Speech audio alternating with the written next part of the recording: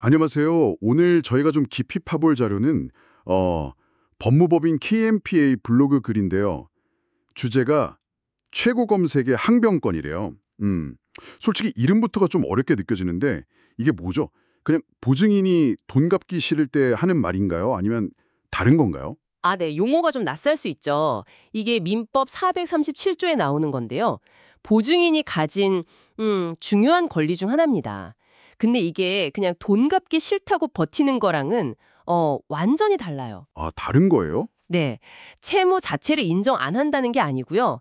채권자가 돈 달라고 할 때 그 순서 있잖아요. 순서에 대해 이의를 제기하는 거죠. 일종의 절차적인 방어 수단이랄까요? 아, 순서요? 그럼 나한테 바로 오지 말고 저기 주채무자한테 먼저 가보세요. 뭐 이렇게 말할 수 있다는 건가요? 네, 정확히 그거예요. 주 채무자한테 먼저 청구하고 그 사람 재산부터 집행해 보세요. 이렇게요. 그런데 이게 그냥 말로만 되는 게 아니고요. 조건이 붙어요. 아주 중요합니다. 조건이요? 어떤 조건이죠? 보증인이 이걸 주장하려면 두 가지를 직접 증명해야 해요. 첫째는 주 채무자에게 갚을 능력이 있다는 거. 그리고 둘째는 그 주 채무자 재산에 대해서 집행하는 게 뭐랄까 어렵지 않다, 쉽다는 거. 이 두 가지를 보증인이 증명해야 합니다. 네, 잠시만요. 그걸 보증인이 증명해야 한다고요? 아니, 주채무자 재산이 어디에 얼마나 있는지 보증인이 어떻게 속속들이 알죠? 와, 그거 엄청 까다롭겠는데요? 네, 맞습니다. 현실적으로 그게 아주 어렵죠. 그래서 이 권리가 법에는 있지만 실제로 행사되기는 쉽지 않은 경우가 많아요. 그리고 채권자 입장에서도 이게 행사되면 좀 곤란해지죠. 그렇죠. 딱 들어도 채권자는 골치 아플 것 같은데요. 만약 보증인이 이 권리를 딱 행사하면 일단 돈 받는 게 바로 늦어지잖아요. 당장 보증인한테 못 받고 주채무자한테 먼저 가야 하니까. 그 사이에 주채무자가 뭐 재산을 숨기거나 상황이 더 안 좋아질 수도 있고요. 시간도 걸리고. 네, 맞아요. 채권 회수가 지연되는 게 가장 큰 문제고요. 또 주채무자한테 먼저 집행하려면 비용도 들잖아요. 그러고도 못 받으면 다시 보증인한테 와야 하니 비용이 이중으로 들 수도 있죠. 게다가 민법 438조를 보면요. 만약 채권자가 주채무자한테 돈 받는 노력을 좀 게을리해서 손해가 더 커지면 보증인의 책임이 줄어들 수도 있다고 되어 있거든요. 우와, 채권자도 신경 쓸 게 많네요. 그렇죠. 채권자도 마냥 손 놓고 있을 수는 없는 거죠. 그런데 여기서 그 연대보증이라는 거랑은 또 다르다고 들었어요. 이 최고검색의 항변권하고 연대보증은 어떤 관계인가요? 이게 중요할 것 같은데요. 그게 아주 결정적인 차이입니다. 정말 중요해요. 민법 437조를 보면요. 단서 조항이 있는데요. 거기에 보증인이 주채무자와 연대하여 채무를 부담한 때에는 그러하지 아니하다. 이렇게 딱 명시되어 있어요. 연대하여 부담. 아, 그러니까 연대보증을 썼으면 이 권리가 아예 없다는 거네요. 네, 맞습니다. 연대 보증인은 최고 검색의 항변권을 행사할 수가 없어요. 그냥 채권자가 바로 연대 보증인한테 돈 달라고 청구할 수 있는 거죠. 와, 그냥 보증이랑 연대보증이랑은 이게 하늘과 땅 차이네요. 그럼 채권자 입장에서는 계약할 때 연대, 이 두 글자 넣는 게 엄청나게 중요하겠네요. 정확합니다. 그래서 실무에서는 계약서 문구를 정말 잘 봐야 해요.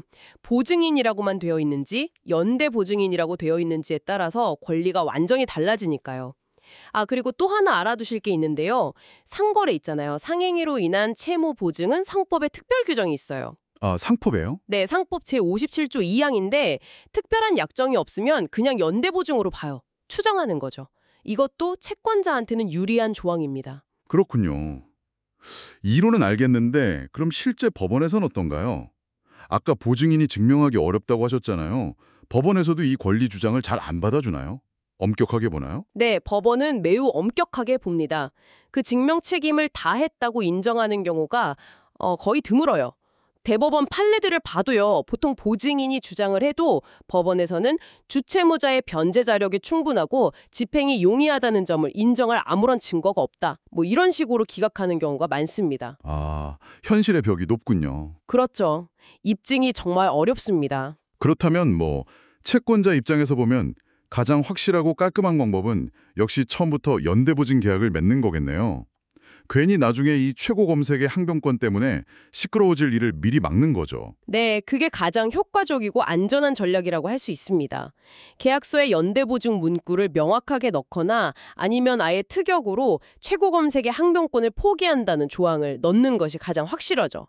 만약에 어쩌다 일반 보증 상황이 되더라도 보증인이 주채무자 재산을 증명하려고 할 때 그 증명이 얼마나 불충분한지, 집행이 정말 쉬운 건지 이런 부분을 적극적으로 반박해야 하고요. 올해 최고 검색의 항변권에 대해서 제대로 파헤쳐 본 것 같은데요. 정리를 좀 해보면 이게 일반 보증에서 보증인이 주채무자에게 먼저 가라고 외칠 수 있는 권리이긴 한데 그 조건을 증명하기가 하늘의 별 따기 수준으로 어렵고 결정적으로 연대보증 이 네 글자 앞에서는 그냥 힘을 못 쓰는 거군요. 네, 핵심은 정확히 그거죠. 그래서 채권자에게는 계약 단계에서 연대보증이라는 점을 확실히 해두는 게 무엇보다 중요합니다. 법조문상으로는 분명히 존재하는 권리지만 뭐랄까, 실제 거래 관행이나 또 법원의 엄격한 태도 때문에 그 실효성은 상당히 제한적이다 이렇게 볼 수 있겠습니다. 그렇군요. 법조항이랑 현실이랑 약간 차이가 있는 셈이네요. 마지막으로 이런 질문이 좀 드는데요. 이렇게 실제로 쓰이기도 어렵고 또 연대보증이라는 걸로 너무 쉽게 배제될 수 있는 권리잖아요. 근데 이게 왜 아직도 법에 남아있는 걸까요? 이게 그래도 여전히 보증인을 보호하는 어떤 최소한의 장치로서 의미가 아직 있는 걸까요? 아니면 연대보증이 워낙 일반화되다 보니까 현실에서는 거의 사문화된 그냥 이름만 남은 조항이 가까워진 걸까요? 한 번쯤 생각해 보면 좋을 것 같습니다.